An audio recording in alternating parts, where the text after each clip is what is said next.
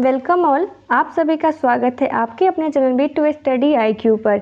मैं BARC exams के लिए कुछ क्वेश्चंस की सीरीज स्टार्ट की हूँ आज से, जिसमें कि आपको जो बार का पैटर्न रहता है 40 MCQs, आपको एक सीरीज में एक पार्ट में आपको 40 MCQs देखने को मिलेंगे, जो कि आपके एग्ज़ाम्स के लिए बहुत ही इम्पॉर्टेंट रहने वाले हैं। ये जो आपको 40 MCQs में बनाई हूँ, ये मेरा खुद का क्वेश्चंस बनाया हुआ है, जो कि आपको VK Mehta, RK Rajput, JB Gupta, youth publication और आपको जितना भी मुझे प्रीवियस क्वेश्चंस याद है उसके बेस पे मैं ये सीरीज स्टार्ट की हूँ।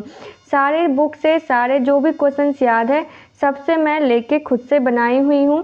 सारे बुक से ही लिए गए, लेकिन सबसे जो भी क्वेश्चंस पूछे जाते हैं पैटर्न जो BARC का है उसी बेस पे मैं ये क्वेश्चन सीरीज स्टार्ट की हूँ।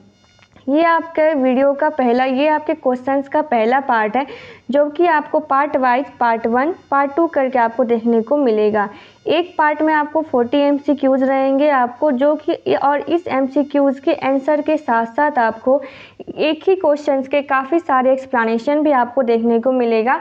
तो कहने को अगर 40 क्वेश्चंस है तो कम से कम आपको एक क्वेश्चंस में आपको 4-5 लाइन मिलेगा, तो मतलब 200 MCQs 200 आपके पास ऑब्जेक्टिव ऐसे तैयार हो जाते हैं एक वीडियो से। तो ये वीडियो आपके लिए बहुत ही इंपॉर्टेंट है, जिनका कि जिस भी कैंडिडेट का BARC का एग्ज़ाम है। ये आपके लिए जो है इलेक्ट्रॉनिक्स ब्रांच के लिए मेनली है, लेकिन आपके लिए इलेक्ट्रिकल वाले भी स्टूडेंट देख सकते हैं, क्योंकि इलेक्ट्रिकल वाले को इलेक्ट्रॉनिक्स से जो क्वेश्चंस पूछी जाती है वो सारे क्वेश्चंस इसमें आपको शामिल हैं। तो इलेक्ट्रिकल वाले भी जो भी हैं आप इस सीरीज़ को ज़रूर देखें, आपके लिए ये वीडियोज़ बहुत ही इम्पॉर्टेंट है। और चैनल को जो भी अभी तक सब्सक्राइब नहीं किए हैं डियर, वो सबसे पहले सब्सक्राइब ज़रूर करें, क्योंकि ये वीडियोज़ आपको डेली अपडेट होगी। और अगर आप सब्सक्राइब कर लेते हो तो आपके पास बिना कुछ सर्च किए आपके पास नोटिफिकेशन ऑटोमेटिक पहुंच जाएगी, जिससे आपके लिए बहुत ही हेल्पफुल रहेगी एग्ज़ाम में। तो आइए इस वीडियो को अब हम शुरू करते हैं। पहला क्वेश्चन है, फर्स्ट क्वेश्चन है आपका, the number of terms in a logic function of 3 variables x, y, z are. आपके जो है लॉजिक फंक्शन में आपको 3 वेरिएबल है, तो पूछ रहा है कितने नंबर ऑफ टर्म होंगे। तो जो आपको लॉजिक फंक्शन होते हैं, चाहे आपके पास कितना भी वेरिएबल हो, number of terms equal to होता है आपको 2 के पावर n। मान लिया आपके पास n नंबर ऑफ टर्म है, तो टोटल नंबर ऑफ टर्म हो जाएगा आपको 2 के पावर n। तो यहाँ पे आपको 3 वेरिएबल है, 3 टर्म है, तो आपको 2 के पावर 3, 2 दूनी 4 दूनी 8, 2 3 जा आपको 8 हो जाएगा। नंबर आंसर आपका हो जाएगा C। यहाँ पे आपको जो देख सकते हो, यहाँ पे मैं आपको एक्सप्लेनेशन भी लिखी हूँ, if there are n number of variables then the number of terms in the logic function is 2 के पावर n। तो आपके पास कितना भी वेरिएबल हो, आपके पास लॉजिक फंक्शन के लिए नंबर ऑफ टर्म्स हो जाएंगे 2 के पावर n। तो राइट आंसर हो गया आंसर C 8। नेक्स्ट क्वेश्चन देखते हैं डियर। नेक्स्ट क्वेश्चन है, how many states do a 5 bit ring counter. Ring counter अगर आपका 5 बिट का है तो पूछ रहा है वो नंबर ऑफ स्टेट्स क्या होगा।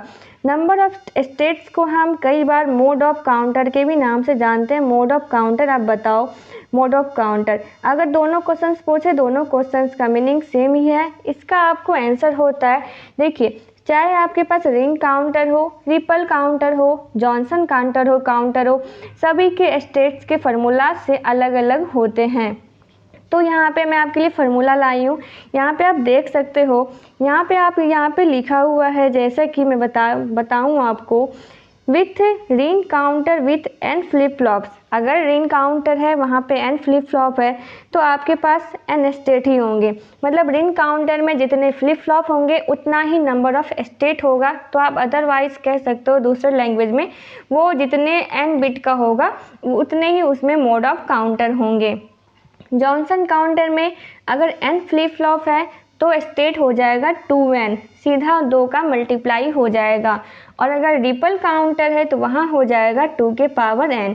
नोट में लिखा हुआ है आपको number of states equal to mod of counter. Mod of counter पूछे या नंबर ऑफ स्टेट्स पूछे, बात आपको बराबर ही है। तो यहाँ पे आपसे पूछा गया था रिंग काउंटर का, तो रिंग काउंटर के लिए आपके लिए आंसर हो जाएगा जितने बिट का काउंटर है उतना ही आपके लिए स्टेट हो जाएगा। तो आंसर हो जाएगा आपको राइट आंसर है। Option number A is the right answer. Ring counter के लिए n स्टेट होते हैं, जॉनसन काउंटर के लिए 2n स्टेट होते हैं और रिपल काउंटर के लिए 2 के पावर n स्टेट होते हैं। नेक्स्ट क्वेश्चन है the modulation technique in which amplitude of the carrier wave is changed with respect to the modulating wave is called। पूछ रहा है आपको वो मॉड्यूलेशन टेक्निक कौन सा है जिसमें कि आपको कैरियर वेव का एम्पलीट्यूड चेंज होता है आपको मॉड्यूलेटिंग वेव के अकॉर्डिंग। तो आपको कैरियर वेव का जो भी चेंज हो रहा हो, या तो आपके लिए एम्पलीट्यूड चेंज हो सकता है या फ्रीक्वेंसी चेंज हो सकती है या फेज चेंज हो सकती है। मॉड्यूलेशन 3 टाइप्स के होते हैं, एम्पलीट्यूड, फ्रीक्वेंसी एंड फेज। यहाँ पे आपको जो भी चेंज रहेगा वो आपको मॉड्यूलेशन होगा उसी टाइप का। ये आपके लिए है कैरियर वेव में जो भी चेंजिंग होगी वो मॉड्यूलेशन वेव वही होगा। तो यहाँ पे कैरियर वेव के साथ क्या चेंज हो रहा है, एम्पलीट्यूड। तो आपको राइट आंसर हो जाएगा amplitude modulation. Amplitude modulation is the right answer. अब इसका एक्सप्लेनेशन में देखते हैं कि क्या लिखा हुआ है। यहाँ पे आपको लिखा हुआ है the amplitude of the carrier wave is varied according to the amplitude of the message signal.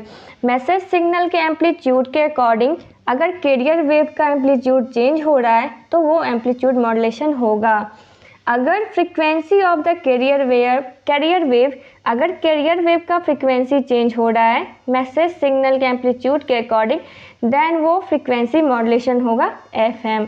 और अगर आपका कैरियर वेव का फेज चेंज हो रहा है मॉड्यूलेशन वेव तब वो होगा फेज मॉड्यूलेशन। इसका मतलब कैरियर वेव का जो भी चेंज हो रहा है वही मॉड्यूलेशन आपका उस टाइप्स का होगा।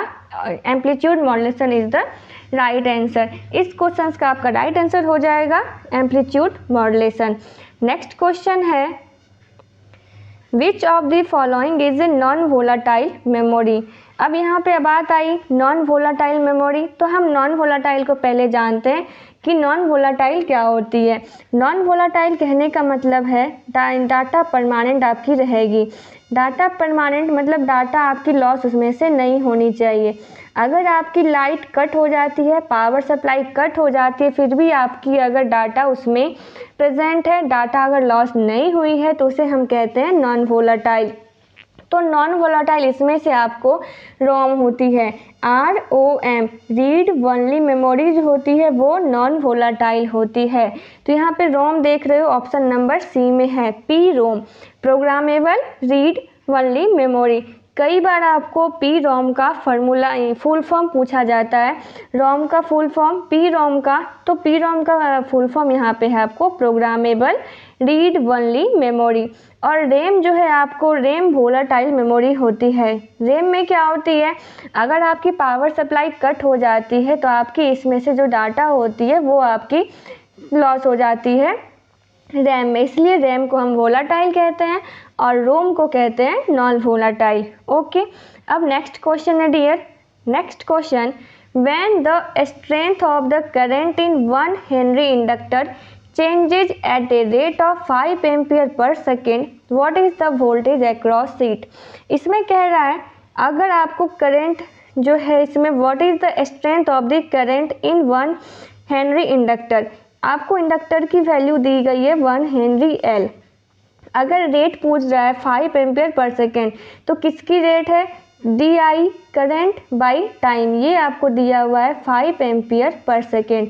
तो पूछ रहा है उसके अक्रॉस का वोल्टेज क्या होगा, मतलब VL पूछ रहा है इंडक्टर के अक्रॉस का वोल्टेज क्या होगा। तो इसके लिए फार्मूला होता है इंडक्टर के अक्रॉस के वोल्टेज का VL equal to L into DI by DT, जहाँ पे L आपको इंडक्टर है और DI बाई DT है rate of change of current. तो L की वैल्यू आपको 1 हेनरी दी गई है और DI बाई DT का वैल्यू 5 एम्पियर पर सेकेंड, तो 5 एम्पियर पर सेकेंड। जो आपको हो जाएगी 5 एकन 5 वोल्ट। तो इसका मतलब इसका आंसर आपको हो गया, right answer is the B, option number B is the right answer, 5 ampere. यह आपके लिए इंडक्टर था। अगर कैपेसिटर का पूछता है तो कैपेसिटर में होती है I equal to C into D V by D T. तो यहाँ से हम भी निकाल सकते हैं, I by C equal to D V by D T. और अगर आप दोनों साइड इंटीग्रेट करते हो तो आपको आ जाएगी 1 by C, I by C integrate करना है आपको, तो सीधा यहाँ पे लिख देते हैं v बराबर आपको हो जाता है v equal to 1 by C integral of I into D T. अगर कैपेसिटर के अक्रॉस का वोल्टेज निकालना हो तो आप इस फार्मूला से निकाल सकते हैं। ओके, अब हम नेक्स्ट क्वेश्चन देखते हैं। यहाँ पर है the number of pins in 8085 म्यूपी। 8085 micro processor में कितने नंबर ऑफ पिंस होते हैं? तो 8085 म्यूपी जो है आपको वो 40 पिन की आईसी होती है। अब हम 8085 म्यूपी के बारे में कुछ पॉइंट्स को देखते हैं। 8085 म्यूपी में जो है आपको डाटा बस 8 बिट की होती है, और जिस भी म्यूपी की डाटा बस जितने बिट की होगी उतने बिट का उसे माइक्रो प्रोसेसर के नाम से जाना जाता है। अगर 8085 को ऑप्शंस में रहे 8 bit mu P, 16 bit mu P, 20 bit micro processor, 40 bit, तो आपका राइट आंसर हो जाएगा 8 बिट म्यूपी। तो डाटा बस जितने बिट का होगा उतने आपको उससे माइक्रो प्रोसेसर के नाम से जाना जाता है।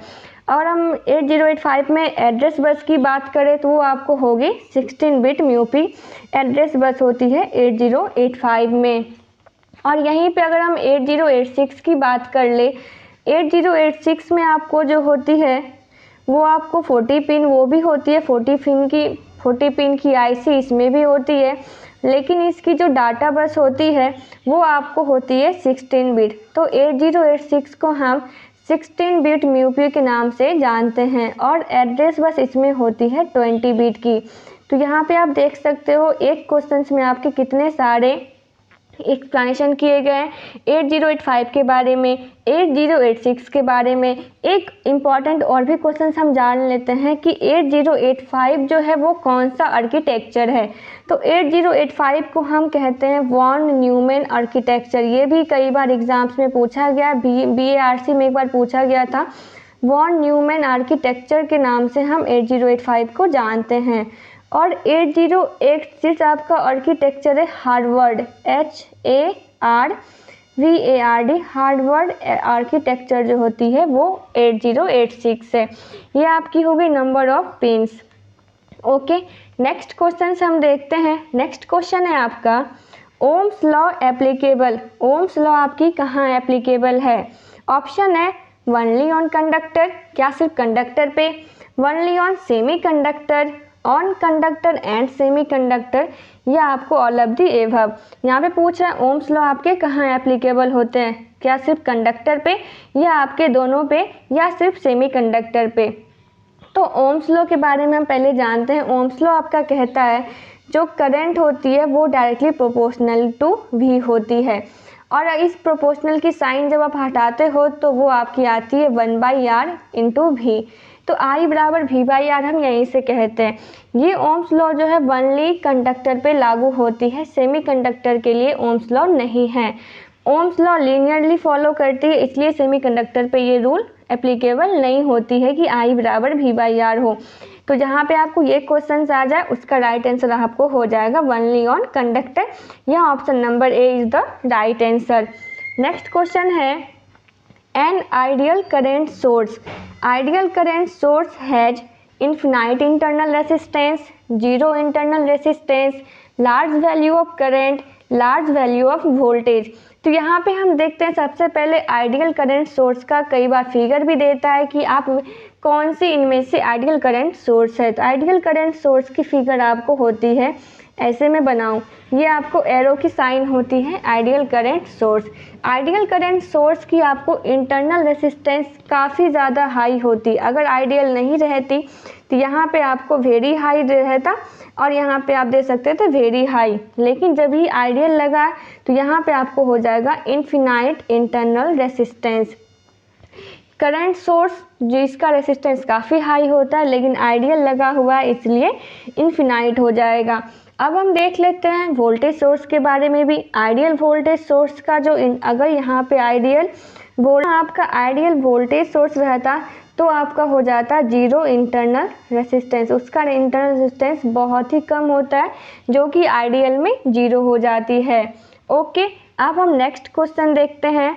नेक्स्ट क्वेश्चन है due to which of the following properties of a conductor does it pass current. Conductor में किस प्रॉपर्टी के कारण इसमें से करंट फ्लो होती है। तो सबसे पहले कंडक्टर क्या होती है, तो कंडक्टर वो होती है जिससे करंट का फ्लो होता है। अब करंट को फ्लो होने के लिए कुछ ना कुछ उसे प्रॉपर्टीज़ की ज़रूरत पड़ती है। तो आप सभी जानते हैं रेसिस्टेंस जो होती है वो करंट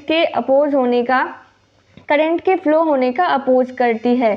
तो रेसिस्टेंस का जो अपोजिट होगा वो आपको होगा करंट के फ्लो होने के लिए वो उसे करवाएगी, तो मतलब वो अपोज नहीं करेगी। तो रेसिस्टेंस के जस्ट अपोजिट आपको होता है कंडक्टेंस। कंडक्टेंस जो होती है वो आपको करंट को पास करवाती है। रेसिस्टेंस को आप डिनोट करते हो R से, वैसे ही हम कंडक्टेंस को डिनोट करते हैं G से। G इक्वल टू होती है 1/R जो कि करंट को पास करवाती है conductance. Conductance is the right answer. Option number D हो गया आपको इस क्वेश्चन का राइट आंसर। ओके, आप कंडक्टेंस की कई बार यूनिट पूछी जाती है तो मैं आपको कंडक्टेंस की यूनिट बताऊं। महो, जैसे कि आपको रेसिस्टेंस की यूनिट होती है ओम OHM, तो कंडक्टेंस की यूनिट होती है MHO। साइन आपको होता है, लोगो आप देख लो ऐसे होता है। ओके, ये आपकी हो गई ओम, ये आपकी हो गई इस क्वेश्चन का राइट आंसर और इसके कुछ एक्सप्लेनेशन। नेक्स्ट क्वेश्चन है to increase the voltage output several cells are connected in. आपको जो है कई सारे सेल्स हैं, आपको वोल्टेज उसकी हाई चाहिए, इंक्रीज चाहिए, तो आप उसे कैसे कनेक्ट करोगे। यहाँ पे हम एग्जांपल से समझते हैं। जैसे कि आपको ये मैं सीरीज में पहले बना रही हूँ, ठीक है, ये आपका रेजिस्टेंस है, सीरीज में आपको बनाई R1 और R2। यहाँ पे करंट तो आपकी सीरीज में सेम जाती है, तो यहाँ पे रेजिस्टेंस क्या हो जाएगा R equivalent R1 plus R2। Okay, यही होगा क्योंकि रेजिस्टेंस सीरीज में ऐड हो जाते हैं। और वोल्टेज क्या हो जाएगा I इंटू R, तो R के जगह आपको आ जाएगा R equivalent R1 plus R2। अगर R1 R2 जितना ज़्यादा होगा करंट से मल्टीप्लाई करके वोल्टेज हमारा उतना ही ज़्यादा होगा। अब हम देखते हैं पैरेलल के केस में वोल्टेज क्या आती है। पैरेलल के केस में आप जब रेजिस्टेंस निकालते हो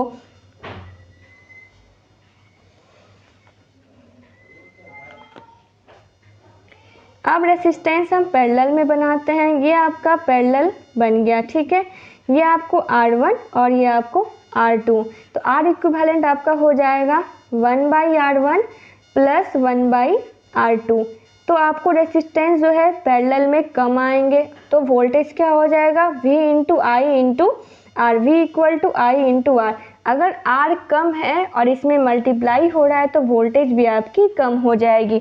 लेकिन यहाँ पे पूछ रहा है इंक्रीज होने के लिए, तो इसका मतलब हम इंक्रीज में करने के लिए वोल्टेज सेल्स को किस में लगाएंगे, सीरीज में लगाएंगे। तो इसका राइट आंसर हो जाएगा सीरीज। ये क्वेश्चन कई बार एग्जाम में पूछी गई है, तो इसका राइट आंसर हो जाएगा option number A is the right answer. Next question है, नेक्स्ट क्वेश्चन देखते हैं हम। The capacity of A battery is measured in.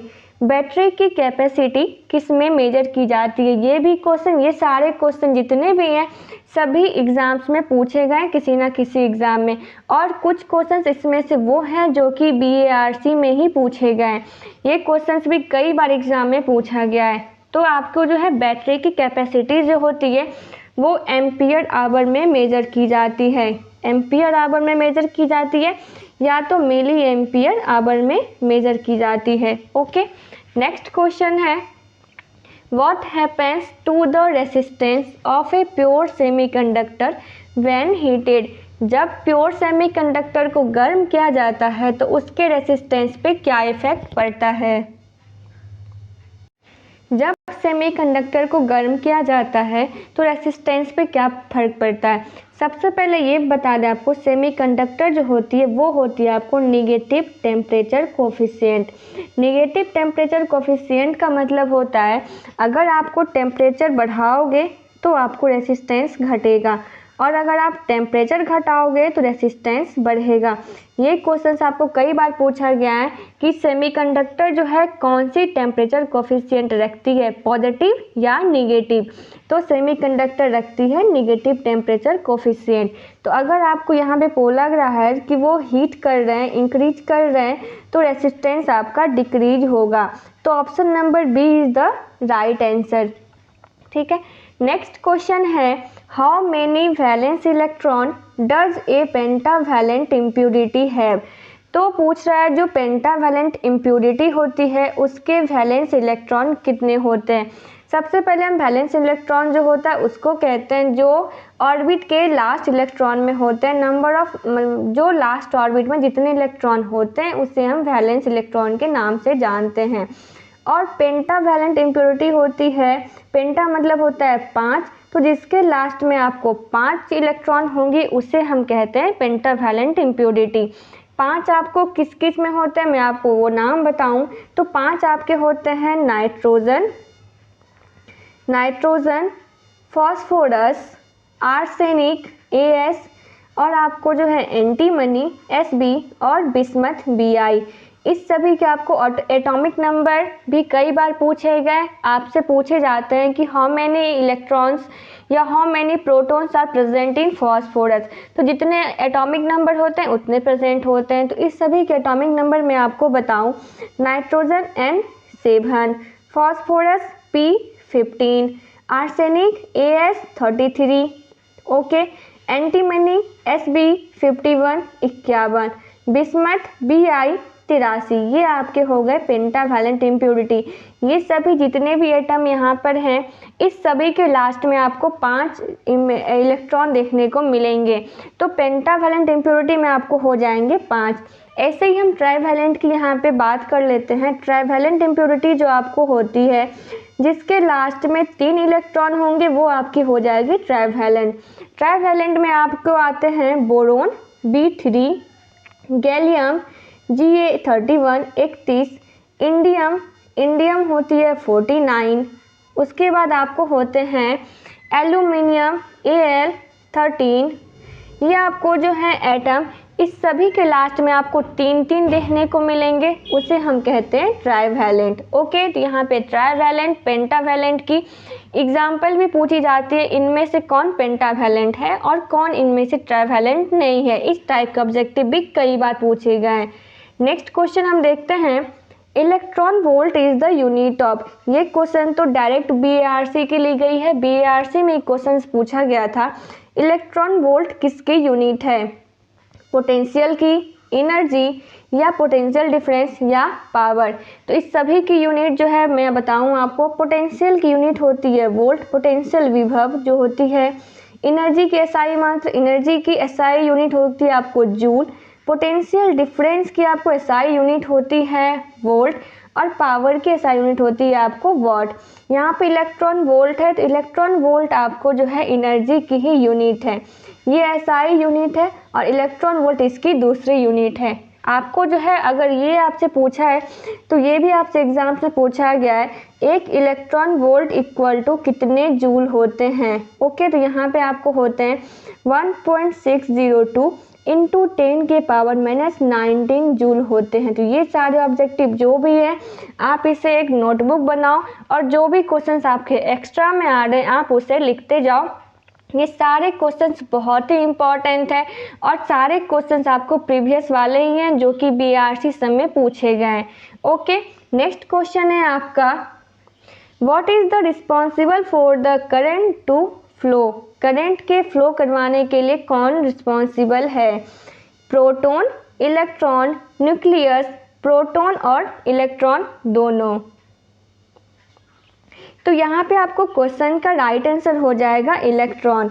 Electron जो होता है वही आपको करंट के फ्लो करवाने के लिए रिस्पॉन्सिबल होते हैं।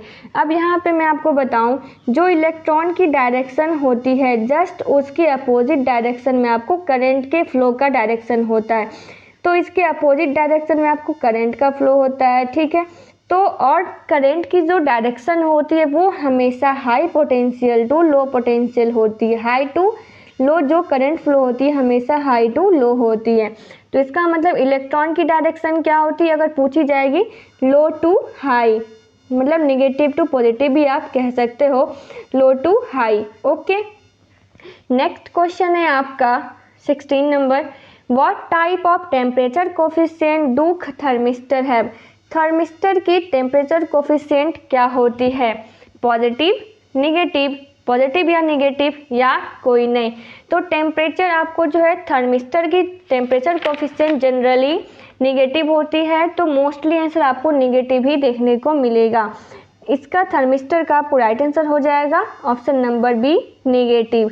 ठीक है, कहीं कहीं आपको हो सकता है देखने को मिल जाए या तो पॉजिटिव या नेगेटिव, लेकिन आपको अगर दोनों ऑप्शन है तो आपको ऑप्शन नंबर बी ही प्रायोरिटी में रहेगा। अगर ये नहीं रहता है तो आप सी दे सकते हो, लेकिन आपकी यही है कि नेगेटिव इसकी होती है थर्मिस्टर की टेम्परेचर कोफिशिएंट।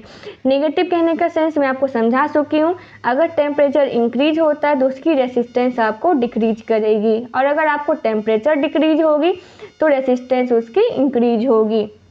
नेक्स्ट क्वेश्चन है आपका, the units of electrical energy, unit of electrical energy BOT, electrical energy की यूनिट क्या होती है? ऑप्शन नंबर ए है watt, option number B joule, option number C VAR और ऑप्शन नंबर डी है kilowatt hour.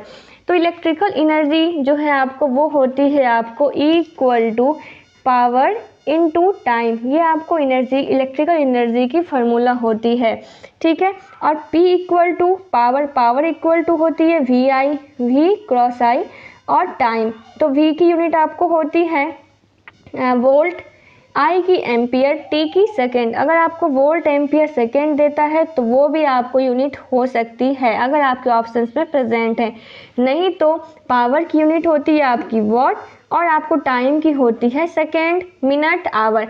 तो kilowatt hour is the right answer. इस question का आपको राइट आंसर हो जाएगा option number D, electrical energy की unit kWhr, kilowatt hour. Next question है, is the formula to calculate the electric potential, कौन सा इसमें फार्मूला है जो कि इलेक्ट्रिकल पोटेंशियल कैलकुलेट करने के लिए यूज की जाती है? ये क्वेश्चन आपको BARC मुंबई वाले में पूछी गई थी, BARC मुंबई की जो आपको एग्जाम हुई थी।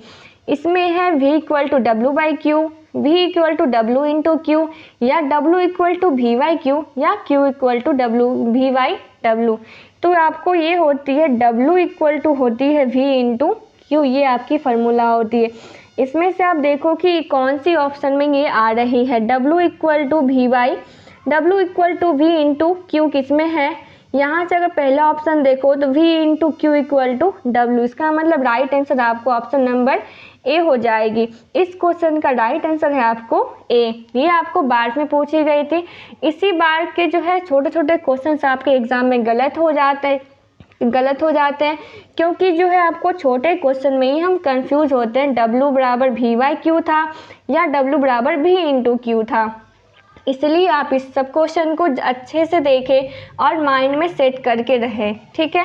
नेक्स्ट क्वेश्चन है आपका, number of electrons in 1 coulomb charge, 1 coulomb charge में कितने नंबर ऑफ इलेक्ट्रॉन होते हैं? तो आपको जो है ये फार्मूला पे जो क्वेश्चन बेस्ड है, सीधा सीधा BRC में फार्मूला ही पूछा गया था, Q इक्वल टू NE, ये आप सभी पढ़े होंगे और यही फार्मूला आपको BRC में पूछा गया था। ये सारे क्वेश्चन जितने भी लिए गए सारे आपको बार्क वाले प्रीवियस पे ही लिए गए, इसलिए ये सीरीज आपके लिए बहुत ही इम्पॉर्टेंट है। दोस्तों अभी तक जो भी चैनल को सब्सक्राइब नहीं किए हैं वो चैनल को सब्सक्राइब ज़रूर कर ले, क्योंकि आपको daily wise part wise videos update होती रहेगी। यहाँ पे अब हम यहाँ पे निकाल लेते हैं नंबर ऑफ़ इलेक्ट्रॉन्स कितनी होगी। n बराबर आपको हो जाएगा Q/E। तो Q आपको दिया हुआ है 1 कूलम और आपको E इलेक्ट्रॉन का चार्ज होता है आपको 1.602 इंटू 10⁻⁻19। आप इसे कैलकुलेट जब करोगे तो इसका राइट आंसर आ जाएगा 6.25 इंटू 10⁻18 इलेक्ट्रॉन आपको राइट आंसर इसका आ जाएगा। नेक्स्ट क्वेश्चन है आपका नोच इजे। नोच आपको जो है ये फिल्टर के नाम में है, तो नोच आपको किस फिल्टर को कहा जाता है? हाई पास फिल्टर, लो पास, बैंड स्टॉप या बैंड पास। तो नोच आपको जो नाम है वो आपके आते हैं। बैंड स्टॉप फिल्टर को हम नोच फिल्टर के नाम से जानते हैं। अब हम देख लेते हैं कि ये बैंड स्टॉप, बैंड पास, लो पास सबका फिगर, क्योंकि फिगर भी कई बार पूछा गया है। तो हाई पास सबसे पहले तो हाई पास का फिगर हम बनाएं। तो हाई पास में जो है हाई वाले को ये जाने देगा, लो वाले को आपके लिए ये कट कर देगा, मतलब लो को ये नहीं देगा जाने, हाई को ये जाने देगा। लो पास वाले में सिर्फ लो को जाने देगा और हाई को ये कट कर देगा, ठीक है। हाई को ये जब हाई फ्रीक्वेंसी आएगी उसे नहीं जाने देगी। बैंड स्टॉप में आपको कुछ दूर के लिए स्टॉप कर देगी और बाकी फ्रीक्वेंसी पर ये जाने देगी। और बैंड पास वाले में जो है आपको ये कुछ फ्रीक्वेंसी के लिए ही एप्लीकेबल है, बाकी को ये स्टॉप कर देगी। इस सब सारे फिल्टर के नाम में ही जैसा इसका नाम है वैसा उसका काम है। ओके, नेक्स्ट क्वेश्चन है noise is added to a signal. Noise आपको सिग्नल में कहाँ ऐड किए जाते हैं? ये क्वेश्चन भी कई सारे एग्जाम में पूछा गया है। In the channel, at receiving antenna, at transmitting antenna, during regeneration of information. तो आपको नॉइज जो है वो चैनल में ही चैनल पे आपको ये ऐड किए जाते हैं नॉइज को, ठीक है। नेक्स्ट क्वेश्चन है आपका a function f(x) is even. Function, कौन सी फंक्शन को हम इवन करते हैं? जब f(x) बराबर क्या हो। तो इवन फंक्शन हम जानते हैं, हम कहते हैं f(x) इक्वल टू f-x। मतलब आपको यहाँ पे जो भी सिग्नल रहेगी, ठीक है, अगर हम उसमें माइनस रखें तो भी सिग्नल हमारी सेम की सेम आती है, तो वो आपकी होती है फंक्शन। वो जो भी सिग्नल होती है वो इवन सिग्नल कहलाती है। जैसे कि आपको कॉस सिग्नल जो है जो भी कॉस सिग्नल है वो आपको होती है इवन सिग्नल, और जो भी स्क्वायर वाली है वो आपको होती है इवन सिग्नल। साइन फंक्शन जो होती है वो आपको ओड फंक्शन है, ठीक है। अगर ओड वाली में पूछी जाए यहीं पे कि ओड फंक्शन इसमें से कौन है, तो ओड फंक्शन हो जाएगी उसके लिए, ओड वाले के लिए ए, और ये आपको इवन वाली। ऑप्शन नंबर ए जो है वो ओड फंक्शन के लिए है और ऑप्शन नंबर बी जो है आपको इवन फंक्शन के लिए है, ठीक है। नेक्स्ट क्वेश्चन है which number system has a base 16। कौन सी नंबर सिस्टम में हमारी बेस 16 होती है, 16 होती है? तो मैं सभी की बताऊं, डेसिमल वाली में बेस 10 होती है, बाइनरी वाली में बेस 2, ऑक्टल वाली में बेस 8 और हेक्साडेसिमल वाली में बेस 16। सभी का अलग अलग नाम है। यहाँ पे ऑक्टल सिस्टम कहते हैं, यहाँ बाइनरी सिस्टम, यहाँ डेसिमल सिस्टम और यहाँ हेक्सा सिस्टम कहते हैं। जो भी आपको सिस्टम का नाम है वहाँ से 0 से स्टार्ट करो, वहाँ तक होगी। अगर डेसिमल की बात करें तो यहाँ पे आपको जो काउंट होगी ये 0 to 9, बाइनरी है तो 0 and 1, ऑक्टेल 0 to 7 और हेक्साडेसिमल में क्या होती है 0 to 15 होती है, लेकिन 0 to 9 तक जैसे ही आएगी, जैसे अब 10 आएगी तो 10 को A, 11 को हेक्सा में B लिखते हैं, 12 को C, 13 को D, 14 को E और 15 को आपको हेक्सा में F लिखते हैं। 0 to 15 आपको हेक्सा में आ जाएगी, टोटल 16, तो बेस 16। ओके, नेक्स्ट क्वेश्चन है आपका how many bits are needed to store 1 BCD digit. एक BCD डिजिट में आपको कितने बिट्स की ज़रूरत होती है? तो BCD का फुल फॉर्म होता है binary coded decimal. Binary coded decimal में कितने बिट होते हैं? तो 4 बिट होते हैं बाइनरी कोडेड डेसिमल।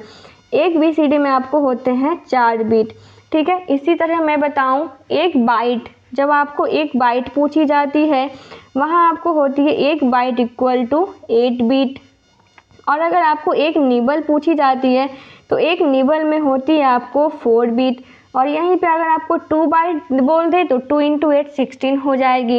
एक BCD equal to 4 bit. Okay, next question है आपका ASCR silicon control rectifier is a device. ये जो SCR डिवाइस है उसमें कितनी जंक्शन होती है? ऑप्शन है 3, 2, 1 या 4। तो सबसे पहले SCR के बारे में जानते हैं। जो SCR आपको होती है वो 4 लेयर डिवाइस होती है, PN PN PN PN, ठीक है। तो SCR इज 4 लेयर डिवाइस, ठीक है। आपको जो है अब यहाँ पे कहीं कहीं आपको 4 देखने को मिलेगा, 4 लेयर या 5 लेयर। तो आपको जब JB गुप्ता आप अच्छे से थ्योरी पढ़ोगे तो वहाँ पे आपको मिल जाएगी SCR कितनी लेयर की डिवाइस होती है, लेकिन आपको जब एग्ज़ाम में आती है तो आपको 4 ही आंसर देना है। ओके, क्योंकि एग्ज़ाम आपको VK में तो सब पे आंसर ली जाती है। आपको PN PN, तो यहाँ पे कितने जंक्शन बन रहे हैं? PN 1 जंक्शन, यहाँ PN पे 2 जंक्शन और यहाँ आपको 3 जंक्शन। तो SCR में आपको हो जाएंगे total 3 junction. Option number A is the right answer. Okay, next question है what is the addition of the binary number. यहाँ पे कुछ बाइनरी डिजिट में लिखे गए, वहाँ पे आपको बोल रहा है एडिशन करने पे आंसर क्या आएगा। आइए देखते हैं। 1 0 1 0 0 1 प्लस करना है 0 1 0 0 1 1। तो जब इसको आप ऐड करोगे बाइनरी में होता है 1 1 0 कैरी 1, फिर आपको 1 + 1 0 कैरी 1, इस तीनों को जोड़ोगे तो 1 0 0 1 आ जाएगा। ये 1 आपके यहाँ आ जाएंगे, 0 1 1 और ये 1 0 1। तो आपको राइट आंसर हो जाएगा ऑप्शन नंबर B। मैं आपको बाइनरी का एडिशन एक बार फिर से बताऊं। 0 0 मिल के आपको होते हैं 0 0 1 होते हैं 1 1 0 होते हैं 1, और जब 1 1 आती है 1 + 1 तो 1 1 0 होते हैं और कैरी आपको इसमें आता है 1। ओके, तो इसी तरीके से आप इसे ऐड कर लोगे। नेक्स्ट क्वेश्चन है D Morgan's law states. D Morgan's law का आपको इसमें से कौन सा ABCD में होगा, कौन सा ऑप्शन है? डी मॉर्गन्स लॉ क्या कहती है पहले हम वो समझते हैं। डी मॉर्गन्स लॉ कहती है आपको break the line then change the sign. Okay, तो यहाँ से अब आपकी कोई भी ऑप्शन गलत नहीं होगी। ब्रेक द लाइन, जैसे आप लाइन को ब्रेक करो, यहाँ पे आप लाइन जैसे यहाँ पे A + B की होल बार है, यहाँ पे ऊपर वाले लाइन को ब्रेक करोगे तो क्या होगा? साइन चेंज, प्लस का हो जाएगा डॉट B बार।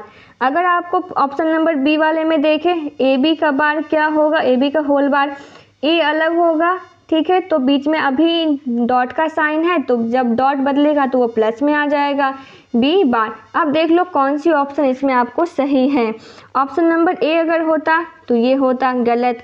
ऑप्शन नंबर B में क्या होती? ये होती option number B is the आपको right answer. Option number C वाले में देखते हैं, जो अगर आपको AB का होल बार है, AB का होल बार, तो आप इसे अलग अलग करोगे तो A अलग होगा तो A बार, बीच में एंड का साइन है टूटेगा तो प्लस में बदलेगा और B वाले पे अलग होगा।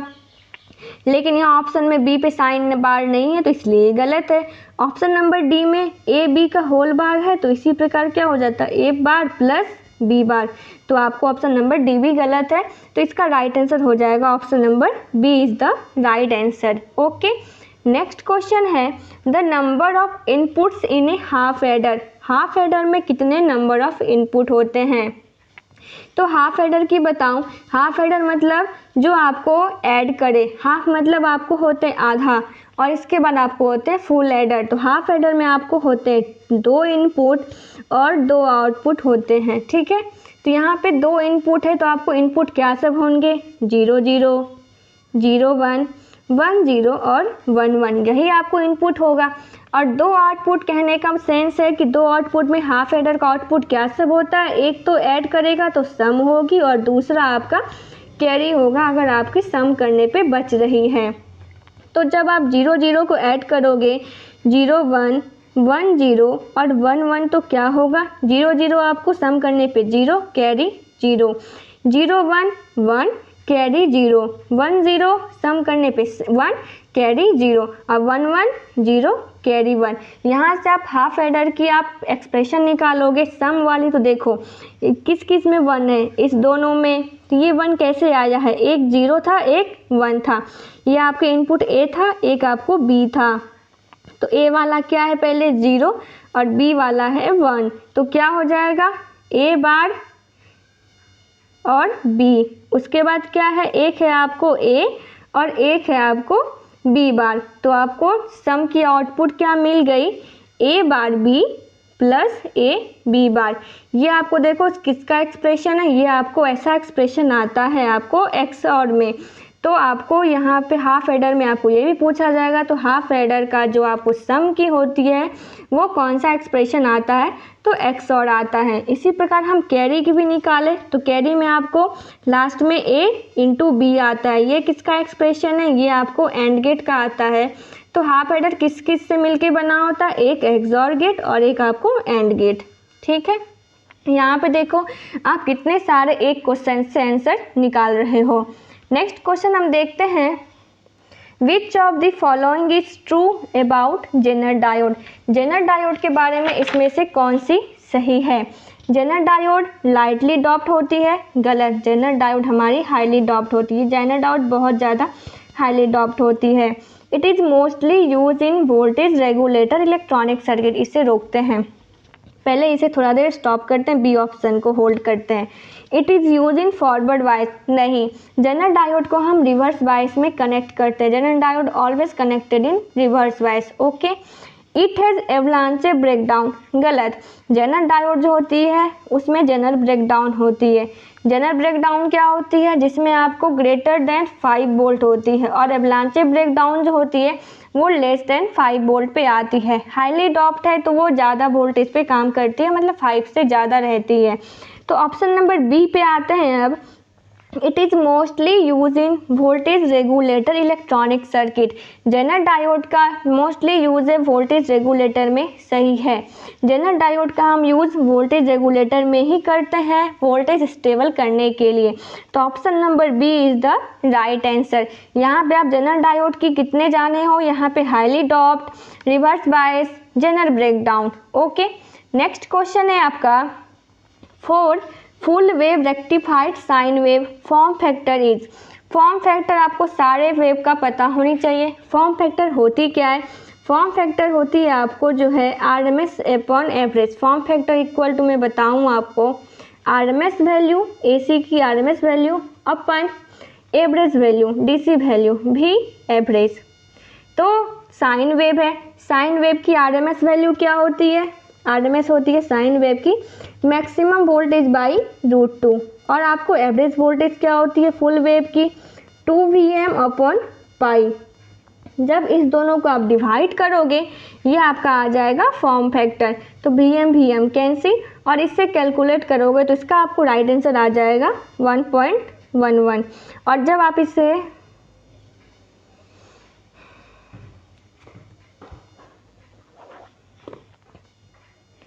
और जब आप इसे कैलकुलेट करोगे तो इसका राइट आंसर आ जाएगा 1.11 is the right answer. Sine wave का फॉर्म फैक्टर 1.11। ठीक है, नेक्स्ट क्वेश्चन अब हम देखते हैं, the Schottky barrier diode has. एक आपको शॉटकी बैरियर डायोड होती है, इसमें पूछ रहा है कितने PN जंक्शन होते हैं। तो शॉटकी डायोड फॉर्म कैसे होती है मैं आपको वो बताऊं। शॉटकी डायोड जो आपको होती है वो आपको मेटल से बनती है, एक लेयर आपको मेटल की होती है और एक आपको N टाइप से बनती है। ठीक है, तो यहाँ पे आपको P और N तो कोई जंक्शन आया ही नहीं, तो शॉटकी डायोड में कोई भी PN जंक्शन नहीं होती है, no PN junction. Schottky diode की मैं सिंबल बना के दिखाऊं, ये आपको होती है शॉटकी डायोड, ये आपको होती है ऐसे, ये आपको शॉटकी डायोड बन गई। ये आपकी होती है एनोड पॉजिटिव टर्मिनल और ये आपको होती है कैथोड नेगेटिव टर्मिनल, ये आपकी शॉटकी बैरियर डायोड हो गई। नेक्स्ट क्वेश्चन है आपका, the PN junction diode is A. PN junction जो डायोड है वो पैसिव डिवाइस है, यूनिलेटरल डिवाइस है, बाइलेटरल डिवाइस है या वैक्यूम ट्यूब है। तो पैसिव डिवाइस में बताऊं कि पैसिव डिवाइस क्या होती है। पैसिव डिवाइस होती है जिसमें कि आपको वोल्टेज खर्च होती है, ठीक है, जिसमें कि वोल्टेज ड्रॉप होता है किसी भी डिवाइस में। यूनिलेटरल होती है आपको जो एक टाइम में एक ही डायरेक्शन में आपको करंट फ्लो करवाए, एक टाइम में एक ही डायरेक्शन में करंट फ्लो हो। बाइलेटरल होती है कि दोनों डायरेक्शन में करंट फ्लो करवा सकती है। तो पीएन जंक्शन डायोड क्या होती है, एक टाइम में आपको एक ही बार में एक ही डायरेक्शन में करंट फ्लो होगी, पॉजिटिव टू नेगेटिव। तो पीएन जंक्शन क्या हो गई, option number B, unilateral device. PN junction diode is a unilateral device. Okay, next आपको है an ideal ammeter has resistance. Ideal ammeter की रेसिस्टेंस क्या होती है। इससे पहले जो क्वेश्चन आया था वहाँ पे आपको था आइडियल करंट सोर्स, और यहाँ पर है आपको आइडियल एमीटर। ये है आपको एमीटर की फिगर। तो एमीटर वाले जो आपको क्वेश्चंस होते हैं दोनों अलग अलग है, करंट सोर्स और आपको एमीटर। करंट सोर्स की इंटरनल रेसिस्टेंस आपको काफ़ी ज़्यादा हाई होती है, इन्फिनाइट आइडियल है तो, और एमीटर की अगर है तो वेरी हाई, और आइडियल है तो आपको हो जाएगी बहुत कम, मतलब आइडियल है तो जीरो। तो आइडियल एमीटर की रेसिस्टेंस क्या हो जाएगी, जीरो। अगर आपको यहाँ पे वोल्ट मीटर रहता, आइडियल वोल्ट मीटर, तो उसकी रेसिस्टेंस वेरी हाई और आपको हो जाती, अगर आइडियल है तो इन्फिनाइट। और यहाँ पे वोल्टेज सोर्स अगर रहता आपका तो वहाँ पे आपको हो जाती जीरो इंटरनल रेसिस्टेंस, ठीक है। नेक्स्ट क्वेश्चन है आपका, the ammeter is at AC ground. Ammeter जो होती है किस वाले में, किस स्टेज में ग्राउंड होती है। तो जो भी आपका नाम रहेगा, common base, common collector, common ammeter, नाम में ही है जो भी कॉमन है वो आपका ग्राउंड रहेगा। यहाँ पर है आपको कॉमन बेस, तो इस वाले में बेस ग्राउंड रहेगा। कॉमन कलेक्टर तो कलेक्टर ग्राउंड, कॉमन एमीटर तो आपको एमीटर ग्राउंड। तो आपको कॉमन एमीटर में आपको हो जाएगा एमीटर ग्राउंड हो जाएगा, ठीक है। और कॉमन एमीटर ही हमारा ज़्यादा यूज में आता है। नेक्स्ट क्वेश्चन है, the 180 degree phase shift occur in. 180 degree phase shift किस एम्पलीफायर में आपको आते हैं, कॉमन बेस में, कॉमन एमीटर, कॉमन कलेक्टर या तीनों में। तो मैं आपको बताऊं 180 डिग्री फेज शिफ्ट जो है वनली वो कॉमन एमीटर वाले में ही फेज शिफ्ट, जो 180 डिग्री फेज शिफ्ट होती है वो वनली कॉमन एमीटर में आती है। कॉमन बेस में फेज शिफ्ट 0 डिग्री की और कॉमन कलेक्टर में फेज शिफ्ट 0 डिग्री की होती है।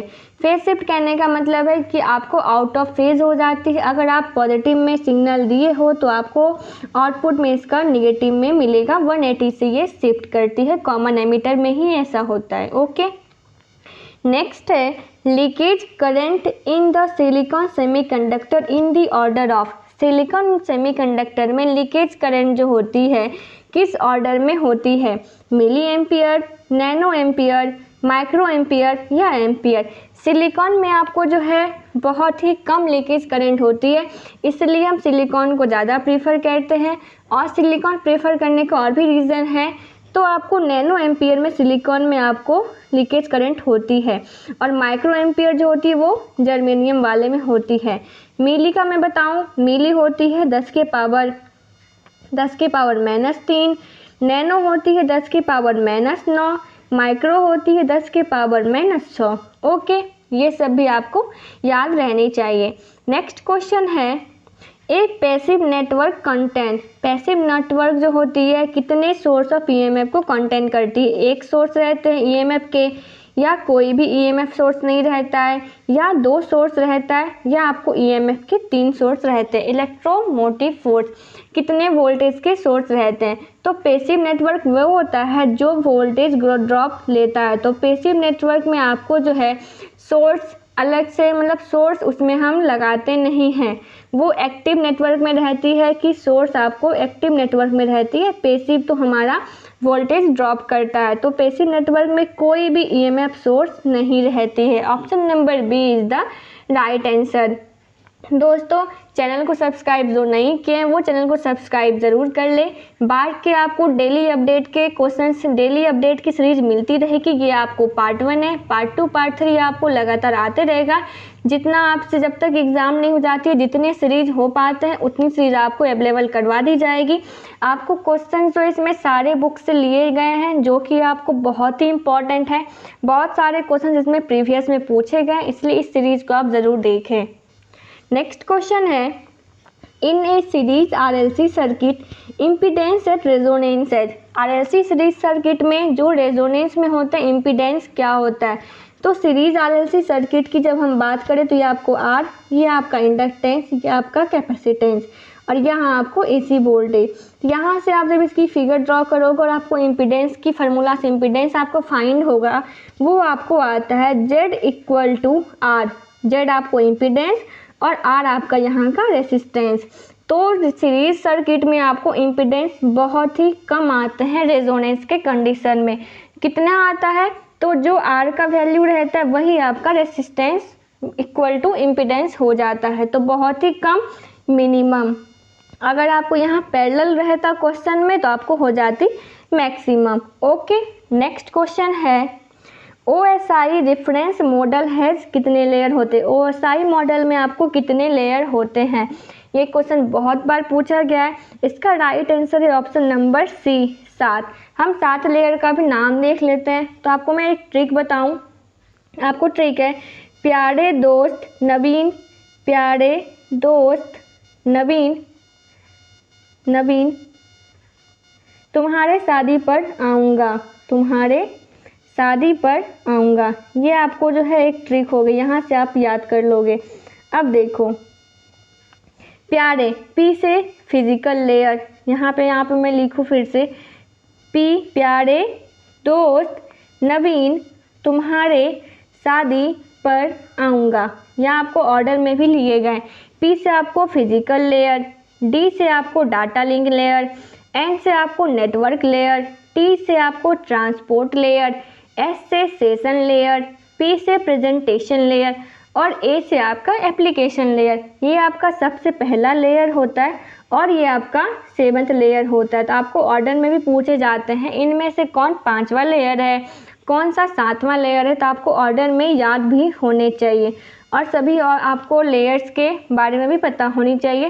जैसे जैसे आप सीरीज पढ़ोगे आपको सब सीरीज में सारे भी क्वेश्चंस में आपको आते रहेंगे। डाटा लिंक लेयर में कौन सी आती है ये सब भी आपको आगे देखने को मिलेगा। अभी आपको ये पहला वीडियो है, इसी तरीके के आपको नए नए वीडियोज़ भी आते रहेंगे। और नेक्स्ट एंड लास्ट क्वेश्चन है इस वीडियो का, communication is a process of. Communication process है किसका? सर्किट के ट्रांसफ़र का, या एनर्जी का ट्रांसफ़र, या इंफॉर्मेशन का ट्रांसफ़र, या चैनल का ट्रांसफ़र। तो कम्युनिकेशन में हम क्या करते हैं, चाहे वो आपको बात हो या आप किसी से बात करते हो तो क्या करते हो, इंफॉर्मेशन ही तो शेयर करते हैं। तो communication is a process of transfer of information. इस क्वेश्चन का राइट आंसर हो जाएगा option number C is the right answer. Communication जो आपका है वो इंफॉर्मेशन का ट्रांसफ़र है। उम्मीद करते हैं दोस्तों आप सभी को ये वीडियोस क्वेश्चन की सीरीज काफ़ी अच्छी लगी होगी। और आप लोग ये भी बताएं कि आपको जो है 40 में से कितने आए हैं। आप लोग एक बार अपने से खुद से बनाएं आंसर और देखिए कि कितने आपके सही हुए। आप उसे कमेंट्स में लिखें कि हमारे इतने सही हुए। इससे आपको भी अच्छा लगेगा कि आज अगर आपके 38 सही हुए तो कल 39 सही और आपको लास्ट में 40 में 40 आए। ये क्वेश्चन सारे आपको जो है मैं पहले भी बताई हूँ कि सारे क्वेश्चन खुद से तैयार किए गए, सारे बुक से, सारे प्रीवियस से। तो इसलिए ये वीडियो आपके लिए बहुत ही इंपॉर्टेंट है। दोस्तों आप सभी इसे अपने दोस्त ग्रुप में, फ्रेंड्स ग्रुप में, स्टडी ग्रुप में जितना शेयर कर सकते उतना शेयर ज़रूर करें। फिर मिलेंगे नेक्स्ट वीडियो में, तब तक के लिए bye bye. Thank you, thanks for watching.